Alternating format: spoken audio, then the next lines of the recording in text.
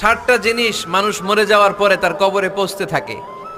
ইন্না মিম্মা ইয়ালহাকুল মুমিন মিন হাসানাতিহি বা'দা মাউতিহি, মানুষ মরে যাওয়ার পরেও যে 60টা জিনিস তার কবরে পৌঁছায় তার মধ্যে একটা হচ্ছে মসজিদান বানাহু, সে যে মসজিদ বানিয়ে গিয়েছে ওই মসজিদের সওয়াব। সুবহানাল্লাহ পড়েন।